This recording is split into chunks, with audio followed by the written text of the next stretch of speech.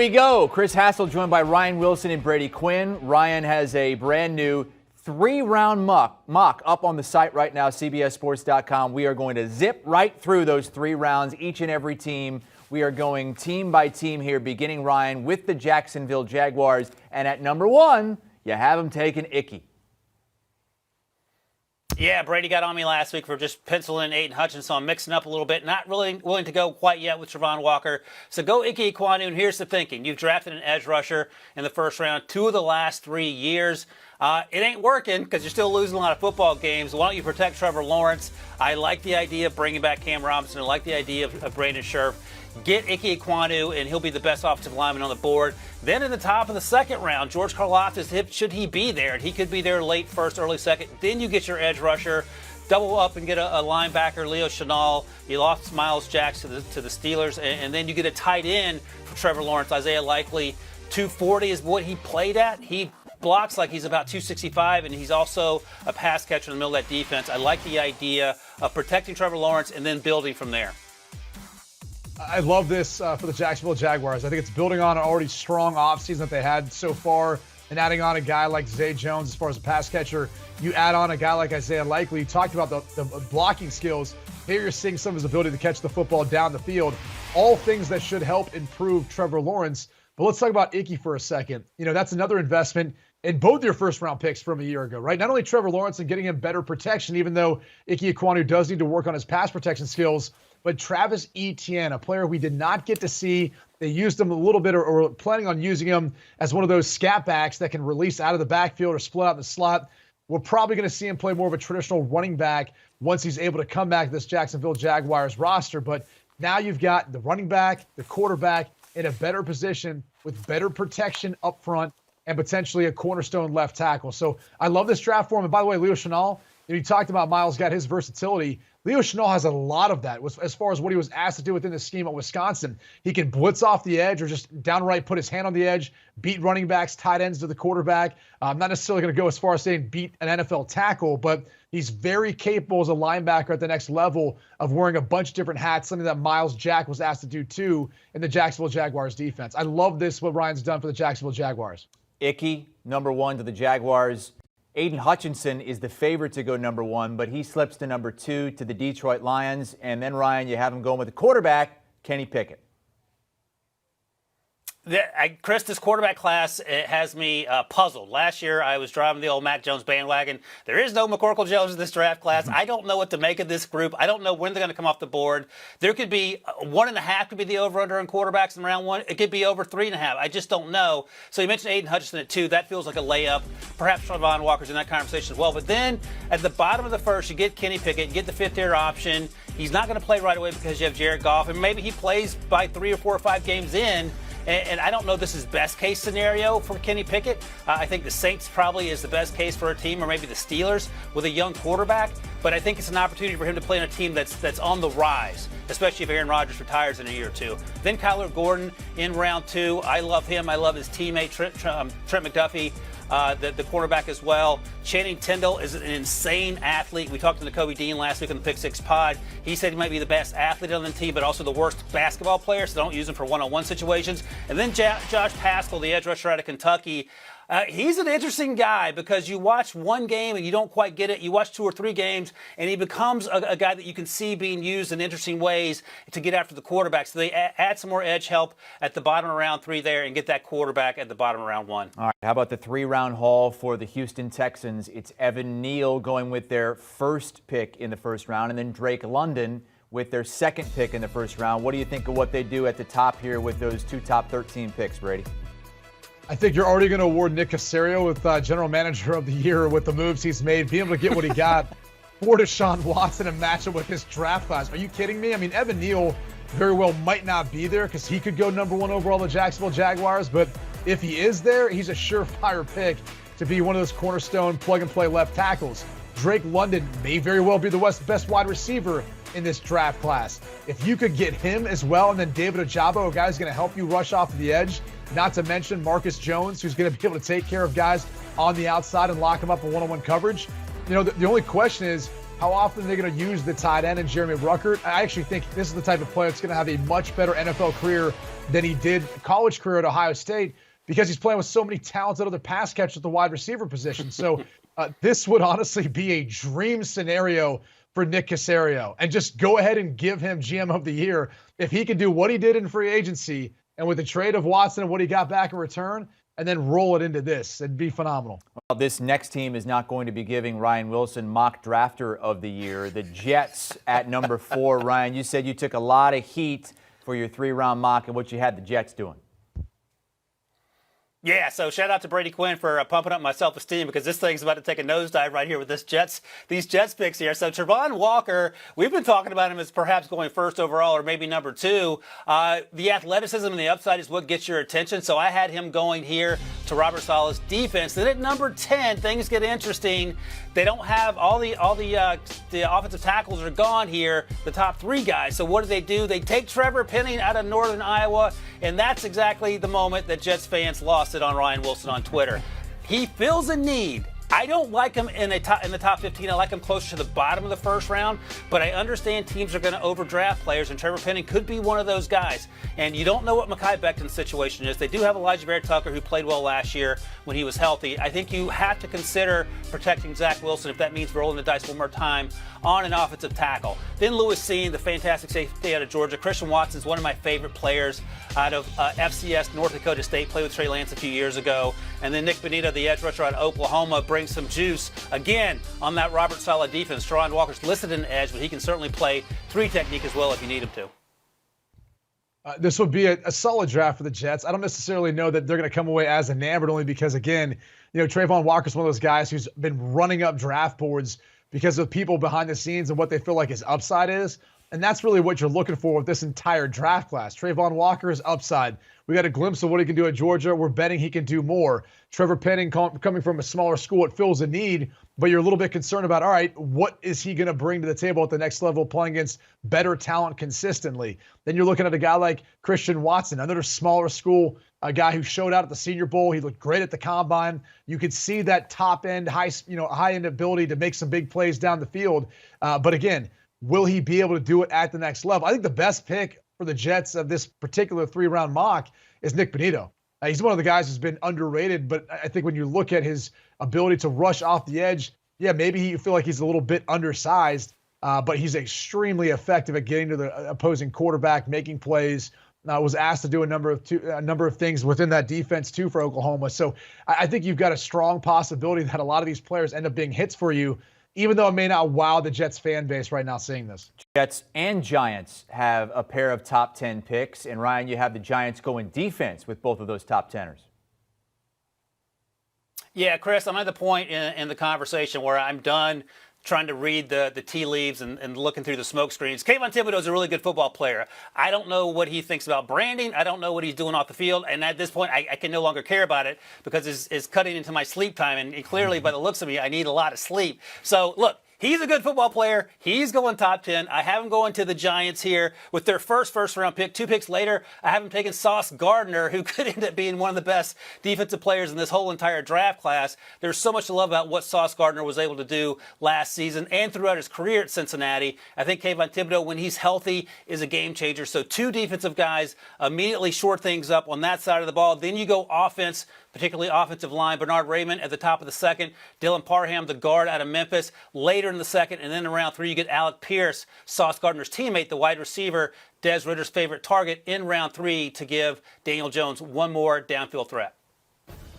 I love the priority on the defense, at the beginning of this draft class, because you're taking best available. And I think both these guys, you can make a case for 2 of the best available prospects. I mean, at one point, we're looking at Kayvon Thibodeau as maybe the best overall prospect. So I'm sure the Giants would be extremely excited about having the chance to draft him at number 5 overall. And clearly their defense needs it. They need help with getting pressure off of the edge. So it makes sense there, even though there's some concerns about how he would handle that New York spotlight.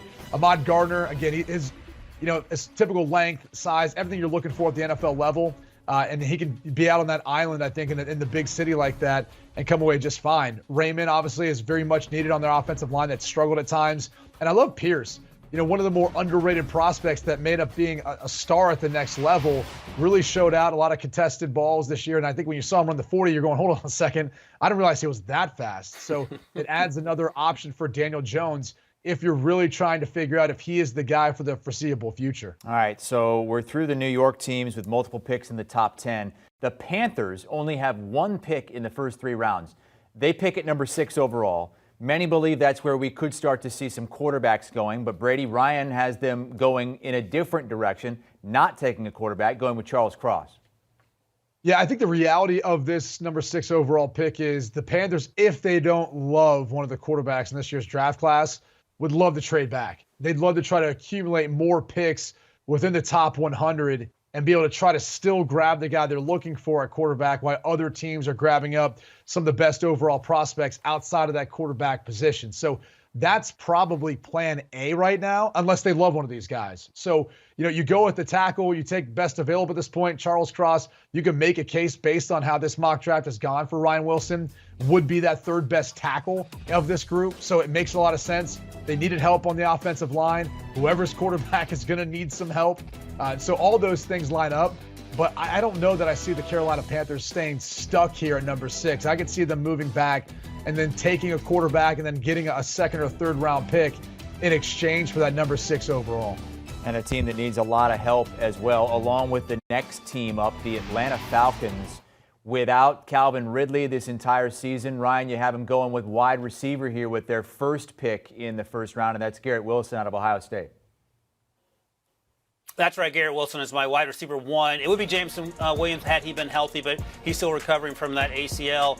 And Garrett Wilson is joining a Falcons team who's currently the best wide receiver on that team is called a tight end, and his name is Kyle Pitts.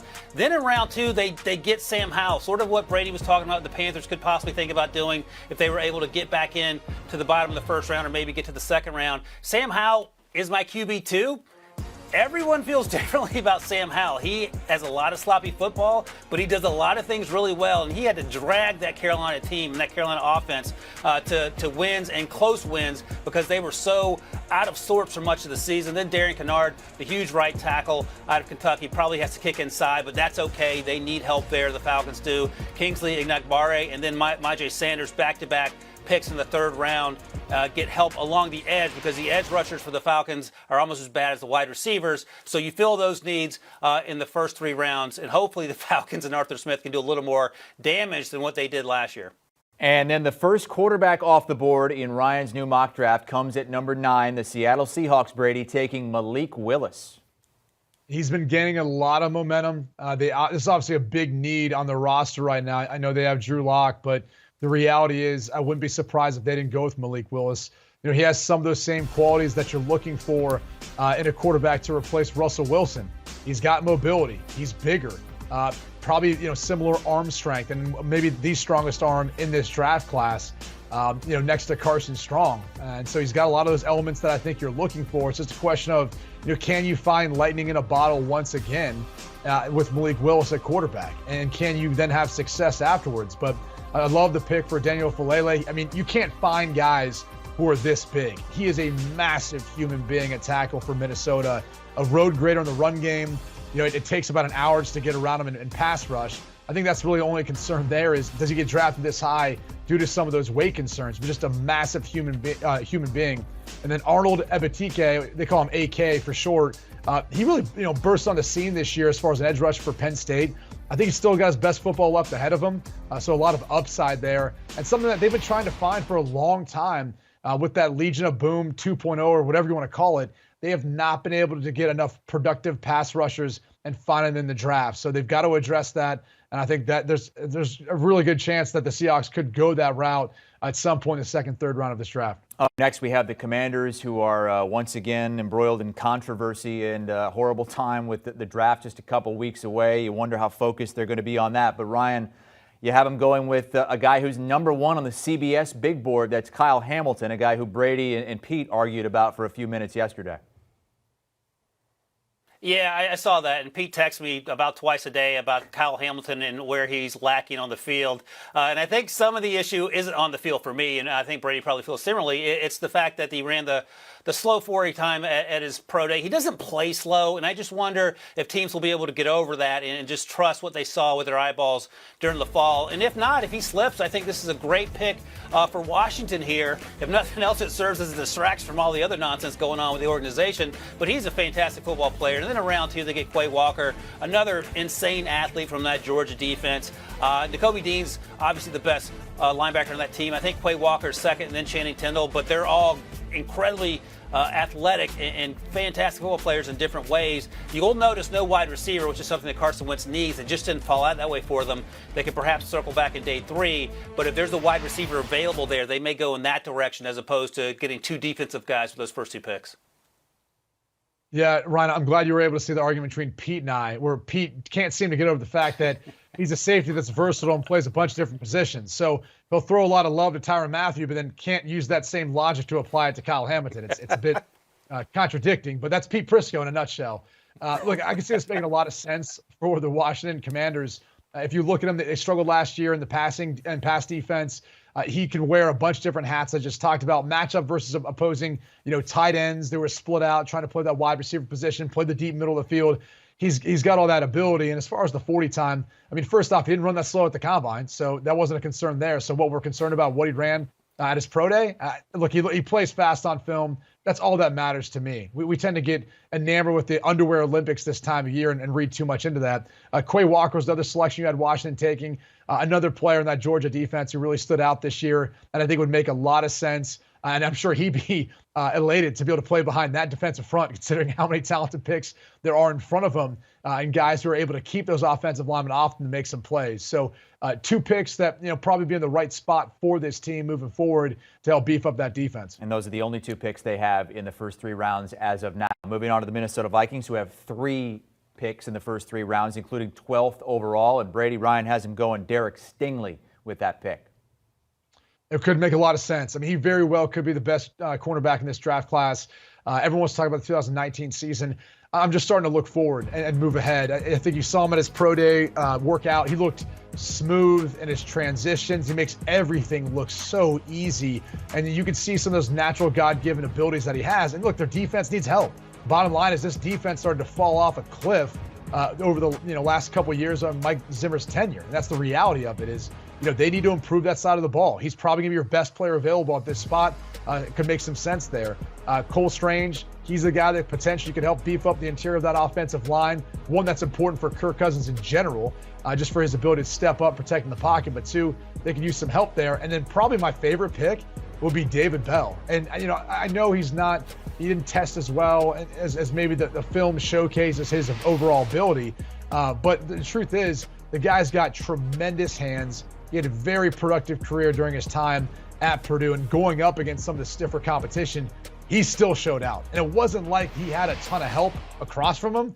Like, everyone knew David Bell was going to get the football, and they still couldn't stop him. So I love that to add to what is already one of the best wide receivers in Justin Jefferson, and a passing attack with other options too. You throw Bell into the mix, it's a pretty nice combination of weapons for Kirk Cousins. We're going team by team here with Ryan Wilson and Brady Quinn off of Ryan's very latest 3-round mock draft. And we move on to the Baltimore Ravens. Ryan, 4 picks in the top 100, and you have 3 of those 4 picks being on the defensive end at 3 different levels. Yeah, that's exactly right, Chris. They need some help there. Matt Judon left for New England. They drafted Odafe Oweh, who had a really good rookie campaign, but he can't do it by himself. Jermaine Johnson, who had a good season at Florida State, outstanding run at the Senior Bowl and then the Combine, and he works himself into the top 15. Then in round 2, they get a much-needed offensive tackle. They could even target one in round 1, depending on how the players fall above them. Nicholas Petit-Frere, who had a really good season at Ohio State. Do not watch the Michigan game, whatever you do. Malcolm Rodriguez is an athletic linebacker at Oklahoma State, You don't talk a lot about defense in the Big 12. He was really good in that regard. He is all over the place, and I love the way he plays. He plays much like these modern-day off-ball linebackers, sideline to sideline. does well coming downhill, can also play in coverage as you see there. And then finally had him taking a Caleb Evans, the cornerback out of Missouri. Long, had a really good combine, but played really well during the course of the season and got your attention in the SEC going up against some of those really good wide receivers. All right, it is Ryan Wilson's time of year. He's on with us all the time on HQ, and he's pretty much taken over the Pick Six podcast as well. Very latest episode. Ryan is joined by Will Brinson, because Ryan basically is the host at this point. And they're breaking down that 3-round mock, really focusing on the teams with multiple first-round picks. And we'll have more of those teams with multiple first-round picks coming up. The Eagles and the Saints have a couple top 20 picks. One of them going with a quarterback. Find out which team and who it is next. There are a bunch of teams without a first-round pick. That means there are a bunch of teams with multiple first-round picks. Lions, Texans, Jets, Giants. We are going to hit on a few of the others, like the Eagles and the Saints here as we look at Ryan Wilson's 3-round mock draft. And we're going team by team. Chris Hassel joined by Ryan Wilson and Brady Quinn. And let's start with the Philadelphia Eagles. Ryan going defense with the first 2 first-round picks, and then a wide receiver in the second round, Brady. Yeah, I actually love this draft for the Philadelphia Eagles, and I've been very complimentary of Ryan, but the reality is he's done a tremendous job with this, and I think filling a lot of the team needs, but maybe some of the decisions that they could end up making when it's all said and done. I mean, first off, Jordan Davis, if he gets this far into the draft, I think there's a thought that he's not a 3-down D tackle because of his massive size. But he lost a lot of weight. He moved fluid. He looked like the type of guy that can stay on the field for all 3 downs at the NFL level. Devin Lloyd, may be the best overall linebacker in this draft class with the versatility and things that he can do. This defense needed a bunch of help, I would say, in looking at, their production last year. So it could make some sense here. You add Sky Moore to that group of wide receivers, and you want to talk about speed. This is a crew that can run the 4x100 relays in the Olympics. He's a big-time playmaker. He kind of fills that different spot, too, where he can play more with the slot, and you can move him around. He can do a bunch of different things for you within that offense that's only trying to grow and build on from what Jalen Hurts was able to do last season, taking them to the playoffs. And a couple of picks I love. Nick Cross might be one of the fastest safeties as far as overall athlete. You'd be getting him in the 3rd round. And a lot of times when you get guys in the 3rd round, they're not always an immediate contributor, but they're a guy who's going to start right away on special teams and a guy who could mix in on defense. Nick Cross could be that guy out of Maryland. Then finally, Kobe Bryant, the cornerback from Cincinnati. Obviously, teams didn't want to try to challenge Sauce Gardner much, so you saw Bryant get a fair amount of attention, and he stepped up the challenge. So another guy, again, who I think would contribute on special teams, but also could play a starting role at some point for the Eagles secondary. And that's it, Brady, with those 3rd-round picks. I think the thinking there is you continue to bolster that defense, you use those extra picks that you got in that crazy trade with the Saints, and you make your team immediately better, whether it's through special teams, that you mentioned with Kobe Bryant, or getting Nick Cross out there, who sort of flew under the radar because he played at Maryland, and they felt like they were giving up 60 points a game. But I think this draft would make most Eagles fans happy. Haven't gotten any pushback hassle, so I'll take that as a plus. Okay, well, let's move on then to the New Orleans Saints, who have a quarterback as their first pick in the 1st round. Brady, it's Matt Corral, followed by Jamison Williams. What do you think? Well, I love the fact that they're going after Jamison Williams. I mean, I hope he's still a 1st-round pick. I hope teams aren't, pushed away by the injury, and that doesn't bother them at all. As far as Matt Corral, I can see this potentially happening. He might need some time to develop, and maybe that's what makes some sense here with Jameis Winston coming back. But I do have to ask you this, Ryan. I mean, come on, man. You got my guy Ian Book on the roster, and they're just going to draft the quarterback right in front of him like this? I mean, I hate to see that. The other pick I love is Dameon Pierce, who may very well end up being the best running back in this draft class. It's a group that maybe doesn't have the top-end guy you're looking for, but I think there's a lot of depth there, and Pierce is one of the more talented guys. But come on, Ryan. I mean, you have to go with a quarterback like that. How are you going to do Ian Book like that? Brady, he was a 7th-round pick. He played 1 game last year. He'll win the job in training camp. I just want to give him a little competition. He was a 4th-round pick. He got drafted way higher than that. Come on now. Sorry. Look, I've done a few mock drafts since then. I don't have all my faculties, so give me a break. You put me on the spot, and I blew it. Yeah, Ryan only deals with rounds 1, 2, and 3. That's it. Anything else beyond that, that's somebody else can do that, right? Although he does have a 7-round mock coming up. Let's move on to the Chargers, Ryan. They only have 2 picks in the first 3 rounds. You have them both going offensive linemen. Yeah, basically, I'm putting the Jaguars protect Trevor Lawrence theory. I'm forcing that on to what the Chargers need to do with Justin Herbert, and they did a pretty good job of that last year. But the right tackle position was a need, and the interior offensive line is a need. So I've been taking Kenyon Green with that first-round pick. He played outside and inside at Texas A&M. He's probably destined to be inside. I love the way, the anger with which he plays, the power and the strength with which he plays, both the run and the pass game. And then Abe Lucas in round 3. He plays right tackle at Washington State and did it at a pretty high level. He was a lot of fun to watch, even though a lot of folks may not be familiar with him. If you're on the East Coast anyway, don't watch a lot of Pac-12 football. He's a really good football player, and again, fills that huge need on the right side for Los Angeles. Storm Norton didn't get it done consistently there, and I think you address the offensive line with these 2 picks in rounds 1 and round 3 makes life easier for Justin Herbert. Help for Justin Herbert. All right, let's move on to the Pittsburgh Steelers. And I've seen, Ryan, many of your mocks, you've had them going with a quarterback with their first pick, but no quarterbacks with any of their first 3 picks in the first 3 rounds. You're going wide receiver first in Treylon Burks. Yeah, look, you signed Mitch Trubisky to a 2-year deal. That doesn't mean you love him, but I think you give him an opportunity in that Matt Canada offense that feels like it'll be a fit for Mitch Trubisky. We'll all find out together because it didn't work last year with Canada and Big Ben. So Treylon Burks feels to me like a little bit of Juju Smith-Schuster, a little bit like A.J. Brown, a little bit like Deebo Samuel. So he feels what the Steelers just lost when Juju went to Kansas City. They have Deontay Johnson. They have Chase Claypool, second-round pick, fantastic player out of, I think he went to Notre Dame. But they need more help around him. And then in round 2, Jaquan Brisker, one of my favorite defensive players in this class. He can play just about anywhere. Plays mostly center field, but he can play in the slot. He'll come downhill and hit you. And then Drake Jackson out of USC, the edge rusher there. I like him more as a 3rd-round pick, but I was talking to some teams about him, and they love the fact that he has the potential to play at 260, 275 if you need him to. So that versatility and that athleticism is an interest to NFL teams more so than it was to me, and I think he fits in terms of the size what Pittsburgh may be looking for, either in a 3-4 end or a 3-4 outside linebacker, as it were.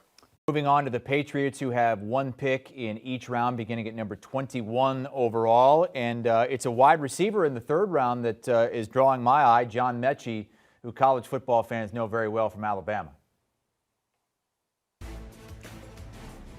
Yeah, that's right. It starts with John Mechie working backwards. And again, we're getting the band back together. Certainly, Mac Jones knows Mechie well. Another victim of ACL injury, this time in the SEC title game. But a really good football player, not quite the athleticism of the crew he ran with the last 2 years at Alabama, but certainly good enough to fit what certainly the Patriots are looking for in Bill Belichick. We know that pipeline between Alabama and New England. You see it there in the 2nd round as well with Christian Harris, the linebacker. Really good season. And then in the 1st round, Trent McDuffie, who I absolutely love. And he feels, again, like a Bill Belichick-type player that can do a little bit of everything, really smart. The captain of that defense in Washington, and I think that's going to translate to the next level as well. Okay, Green Bay Packers are the team we're going to hit next, and they have 3 picks in the first 3 rounds. Brady, I think a lot of fans would sign up for what Ryan has them doing, going with 2 wide receivers in their first 3 picks.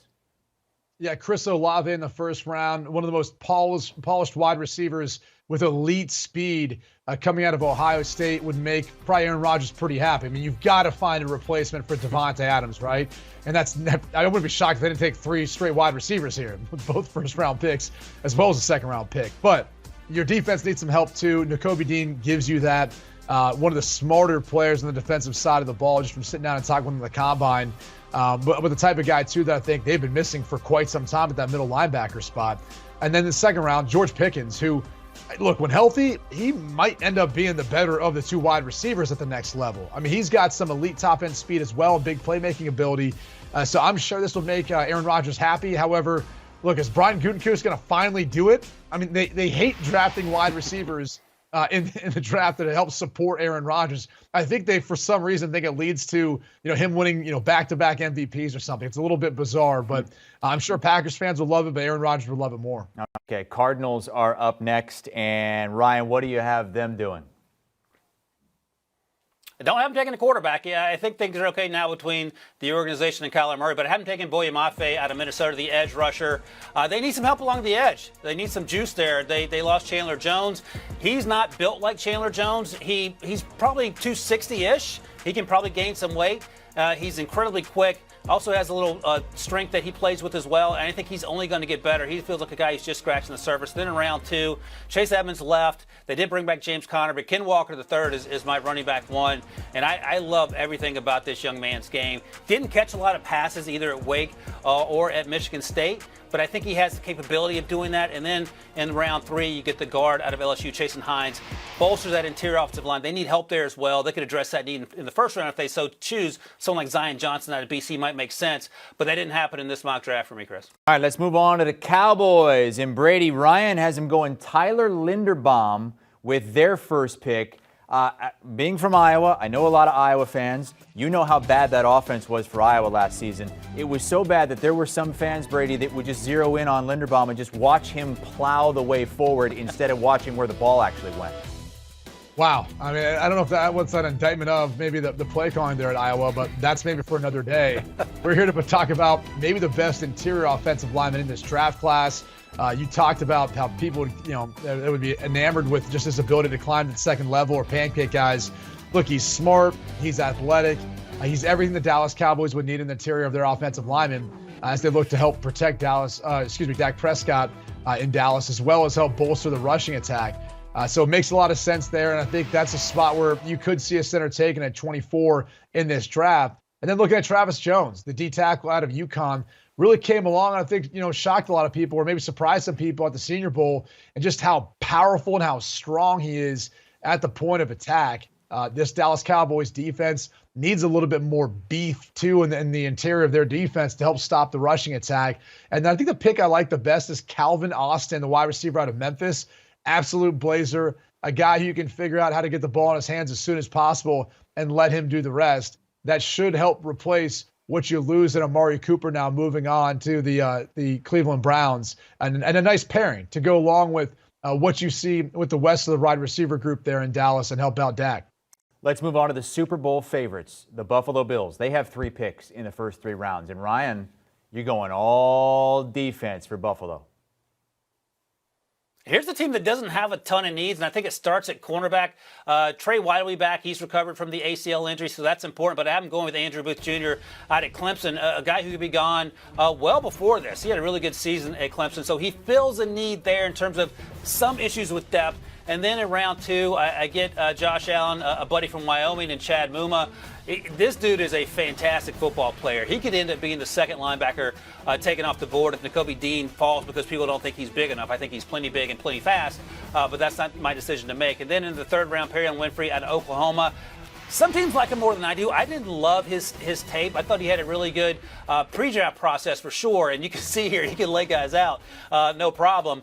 But that's Iowa State, of course it is. But I think at the end of the day, he didn't play consistently enough for me to be considered a top 50 pick. But that doesn't mean with the right coaching, he can't play ultimately like a top 50 player. All right, we're going team by team here on a 3-round mock draft from Ryan Wilson. The guy's hitting every single team.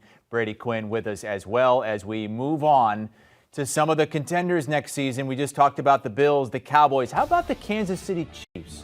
They have 4 picks in the first 2 rounds. And Ryan has them going with multiple wide receivers.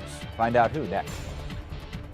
Welcome back to CBS Sports HQ, joined again by Ryan Wilson, Brady Quinn. We're continuing our 3-round mock draft, the latest on CBSSports.com from Ryan Wilson. We're up to the Titans now, only 2 picks total in the first 3 rounds. Ryan, at first you want to shore up that O-line with Tyler Smith out of Tulsa. Tell me about it.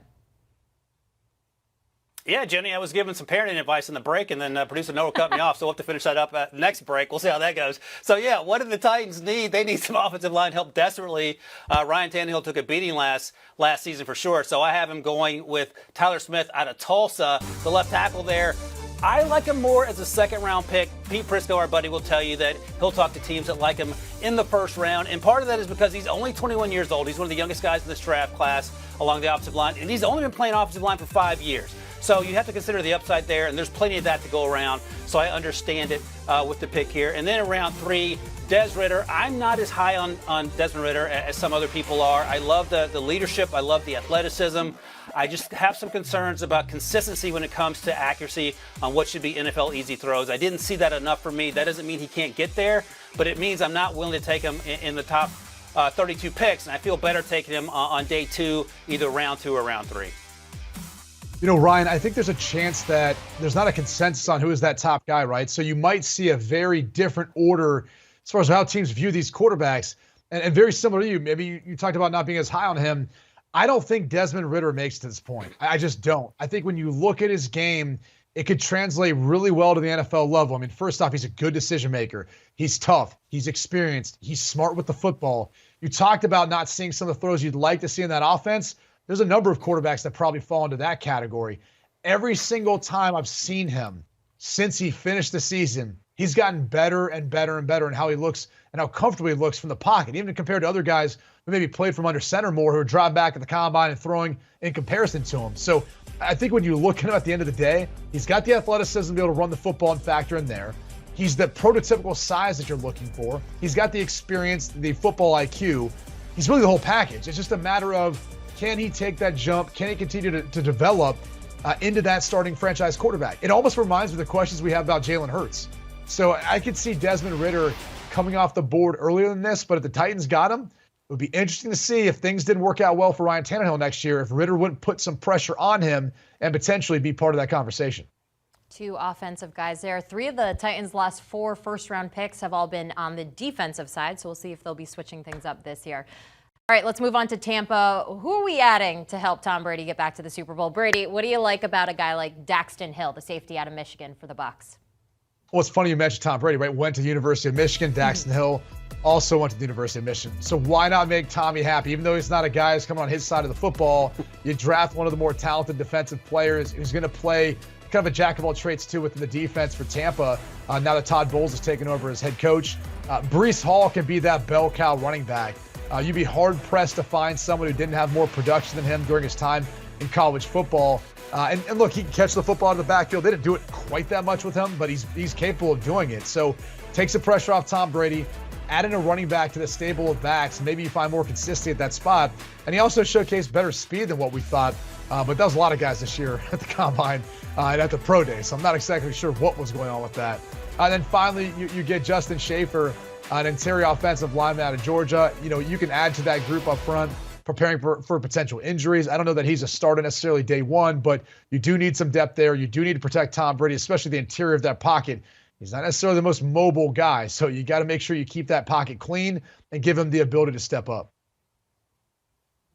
Yeah, that's right, Brady. So I think these picks check boxes. There weren't a lot of needs necessarily once Tom Brady decided to come back. I do like the Breece Hall selection, even though Breece Hall wasn't a huge Ryan Wilson fan at the Combine because I had him number 2 behind Ken Walker. But here we are. But I think he could help that offense immensely and immediately, obviously as a runner, and as you mentioned, get him involved in the passing game, something he wasn't asked to do a lot at Iowa State. But I'm pretty convinced he could do that at the next level. If we can see playoff Lenny out there making plays in space, I certainly think that Breece Hall could do that as well. We're all fans of you, Ryan Wilson. I don't know who anyone that doesn't like you, put him off the list. All right, up next, the Chiefs. We got a league-high 6 picks in the first 3 rounds, including back-to-back picks in the first round. It's been a crazy offseason for them. A lot to unload here. Ryan, where do we begin?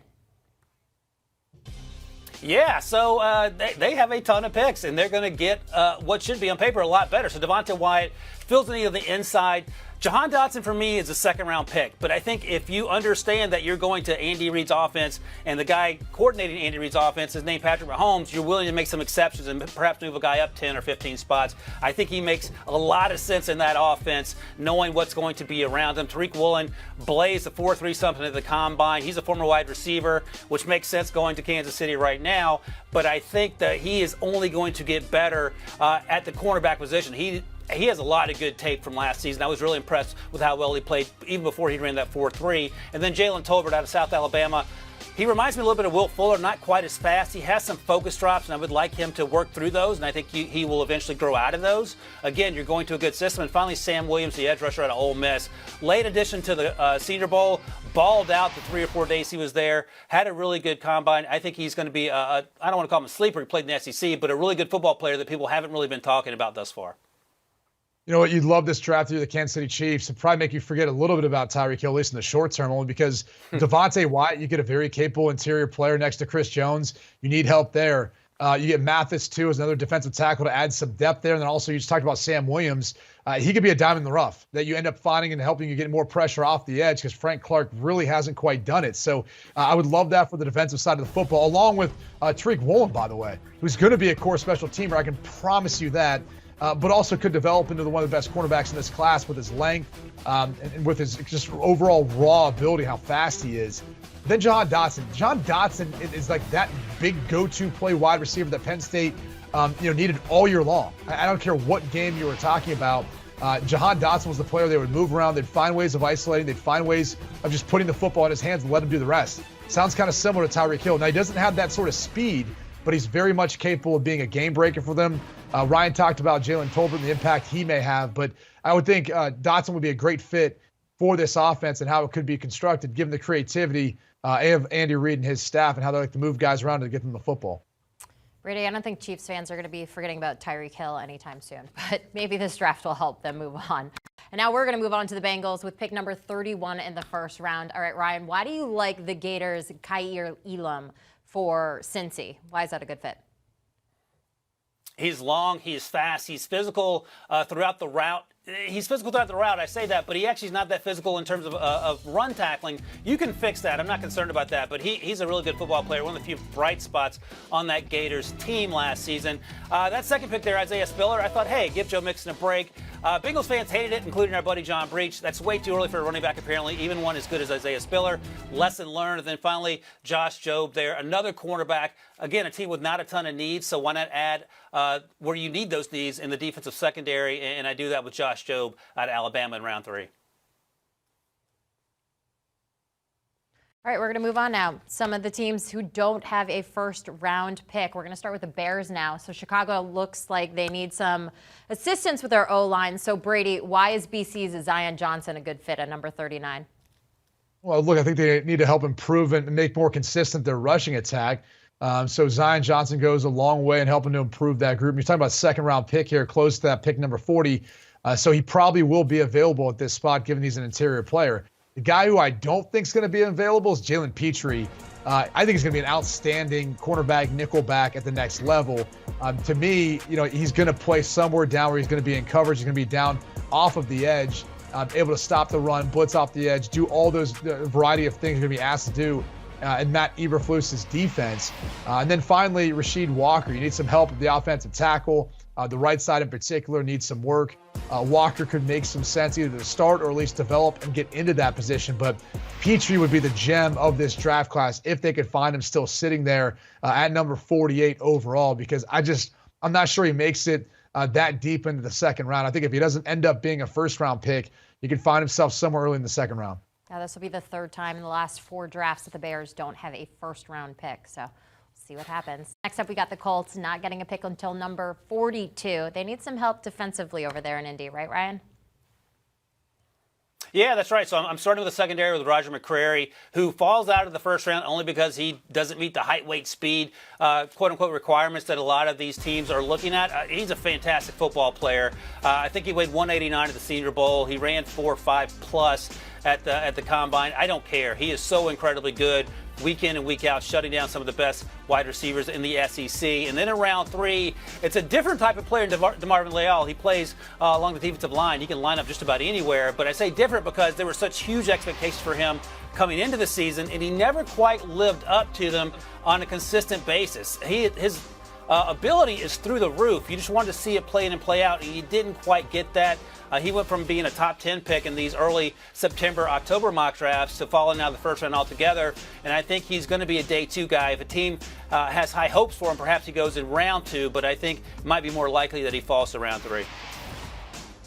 Moving on to the Browns now. Can't wait to hear what you guys have to say about Boise State's Khalil Shakir, but that's pick number 99. So, Ryan, we're going to start with Logan Hall, the D tackle out of Houston, going in the second round. Why do you like that move? Logan Hall is one of my favorite players based on his ability to do things that you don't see a lot of guys do. He's enormous. He moves incredibly well for his size. He takes on double teams like he's just one-on-one taking on blocks. And he was a lot of fun to watch at the University of Houston. You might say, well, he played in the AAC, the level of competition. He did pretty well at the Senior Bowl as well. Then Greg Dulcich in round 3. Is it a huge need? They got rid of Hooper. They still have Harrison. They still have Njoku. I think if you're going to build that offense around Deshaun Watson, keep adding those playmaking tight ends. Dulcich is more of a pass catcher than blocker. And you mentioned Khalil Shakir, Jenny. He has a chance to be a better pro than he was a college player, and he was a really good college player. He can play in the slot. You can line him outside if you want to. He does a lot of things really well. I think I need to see a little more consistency out of him. But again, you're going to a team where you're not going to be the number 1 or even the number 2, and you can ease into that role in Cleveland. Spent a lot of time covering Boise State, so Shakir's a really good kid as well. All right, Brady, let's dive into San Francisco. The Niners used their 2022 first-round pick to trade up for Trey Lance last season. We're not going to dissect that move now. We're just going to go to the second round. So safety, Brian Cook out of Cincy. What do you think? Yeah, they need help in their secondary. So this pick makes a lot of sense. But again, you're looking at a guy in the second round this far back, not in the top 60. Partly thinking special teams, but partly thinking if he can be a starter and get into that mix. Joshua Williams is the other player that Ryan had mocked up here. Could make a lot of sense in helping out that secondary at the cornerback position. They've had some issues too, in particular in one-on-one coverage, times on third down, having a hard time matching up with teams. And then finally, Sean Ryan, helping to beef up their offensive line in the interior. I think if you're looking at this group, you're probably saying that's the weak spot. You know Kyle Shanahan wants to run the football. I think Sean Ryan, given Chip Kelly's scheme at UCLA, makes a lot of sense for the variety of blocking schemes that Kyle Shanahan's going to ask him to do. So overall, not necessarily the most glamorous draft class, but I mean, you hit the nail on the head. They don't have a first-round pick. This is really about more surrounding this roster that's already really talented with some help, with some depth, and then seeing what you got in Trey Lance. Yeah, the Niners without a first-round draft pick for the first time since 1996. It's been a while. Ryan, Brady, thanks, guys. Don't go anywhere, though. We got so much more to do here on CBS Sports. All right, back here on CBS Sports HQ, we're looking at teams without first-round picks as we take a look at this list. This will be the third time in the last 4 drafts that the Bears don't have a first-round pick. Since 2009, the Browns have only had 1 draft where they did not have a first-round pick. That was 2019. Looking at the 49ers, if no moves are made, the Niners without a first-round draft pick for the first time since 1996. Let's welcome back Ryan Wilson, Brady Quinn. We're continuing our 3-round mock draft. Guys, we are almost done. We got a few more teams to go. Let's pick things up with Denver. Now, Ryan, we're going to start out with Troy Anderson at 64 out of Montana State. How does he fit with the Broncos?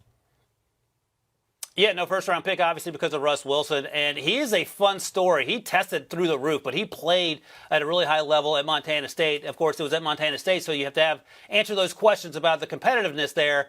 But he's a former quarterback in college. He played running back. He scored a ton of touchdowns. He moved over to linebacker a few years ago and was absolutely dominant. So he fills a need in the middle of that defense for Denver. Then Alontae Taylor, who played cornerback at Tennessee. He's long, had a pretty good combine in terms of the time that he ran. He'll probably kick out to safety. You can use him there in sort of a hybrid role. And then Cam Jurgens, a center out of Nebraska, gives you some depth along the interior. Again, Russ Wilson wanted out of Seattle in part because no one would block for him. I think Denver's going to fix those problems, and Cam Jurgens certainly helps in that regard. Taking a look at the Las Vegas Raiders now, despite the 2022 NFL draft taking place at Allegiant Stadium, which is incredible if you haven't been. The Raiders, they only have 1 pick in the first 3 rounds. So, Brady, who do you have number 86 overall? What do you think? Yeah, Brian Asamoah, the linebacker out of Oklahoma. And I guess I got to give Pete Prisco a little pub here. He's got this better than list. I believe Brian Asamoah is number 1 on his better than list. And you've got to love the tape. I mean, again, he was asked to do a variety of things within Oklahoma's scheme this year. He was a big piece of their defense. It doesn't matter if it's chasing down quarterbacks to force fumbles out in coverage, matching up with running backs, getting to quarterbacks when he blitzes. He does it all. I mean, he really is the complete package. The only knock you're going to have on him is he's a little bit undersized. The reality is that's the new NFL linebacker. So He's a heck of a player. He's going to be an immediate contributor on special teams, but I also think he's going to be a staple within that defense and a starter for them moving forward as well. Given where this game is going, it's getting more spread out, getting more wide receivers on the field, and trying to find those mismatches. It's hard to find a mismatch on Brian Asamoah with a tight end and a running back given his coverage skills. The Raiders with only 5 total picks there. So moving on, the Miami Dolphins have the fewest picks in the entire draft with 4 total, including just 1 in the first 3 rounds. So Ryan, what do you like about Donovan West out of Arizona State for Miami? Arizona State, Pete Prisco alum. So again, it comes full circle, Pete Prisco. Look, the Dolphins' biggest need is figuring out what Tua can do. So you might as well protect them. They need depth along the offensive line, and that's been a conversation in these mock drafts before they traded away the first-round pick. So I have him going with Donovan West. I like his game a lot. He moves well in space for a big guy. He's stout at the point of attack, and I think if nothing else, he provides depth on that offense. And we know that Mike McDaniel is going to run the ball a lot. I think Donovan West, when given the opportunity, will be able to carry out those orders just like he did consistently at Arizona State. Yeah, the Dolphins definitely committed to free agency in a big way this offseason, so we'll see what they do with those few picks that they have in the draft. Do you want a sports network that delivers everything that matters about the game? The highlights, the picks, the instant analysis, no yelling, no fake debates, no politics. Hit the subscribe button and never miss a moment.